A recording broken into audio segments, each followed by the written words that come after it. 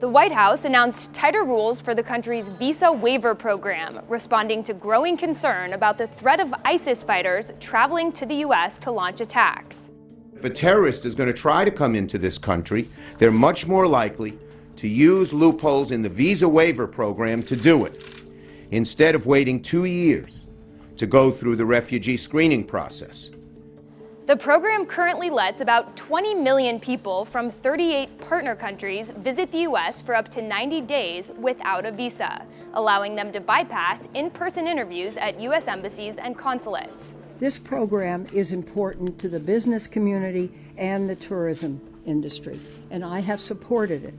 But I also believe it is the soft underbelly of our national security policies.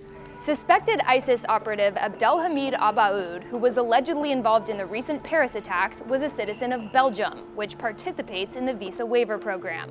Richard Reed, the so-called shoe bomber who's in prison for attempting to blow up a plane, is a citizen of the UK, another partner country. Measures announced by the White House this week include screening travelers for past visits to countries considered terrorist safe havens, increasing the sharing of intelligence among partner countries and foreign agencies like Europe's Interpol, and boosting the fine for airlines that fail to verify passport data from $5,000 to $50,000. While the proposals have received bipartisan support on Capitol Hill, some lawmakers question whether they go far enough. Whether it's the visa waiver program or student visas or the whole panoply of visas that we offer. What types of controls, what types of vulnerabilities, how are we exposed because of the openness of our society? I think all of these things are very appropriate questions.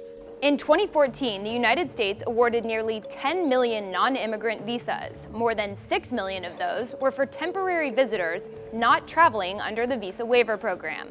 628,000 visas went to students, and 431,000 were given to temporary workers and trainees. I think all of the ways that people can get to the United States of America has to be carefully examined and vetted. The visa waiver program is one of those. Security experts also warn that some of the most threatening attackers may not travel to the U.S. at all. Rather, it's American citizens being radicalized at home that pose the greatest challenge. The most immediate danger we face is more of the lone wolf kind. Here you have a particular cause, and we need to show that that's not a successful cause and that civilized people are determined to defeat it.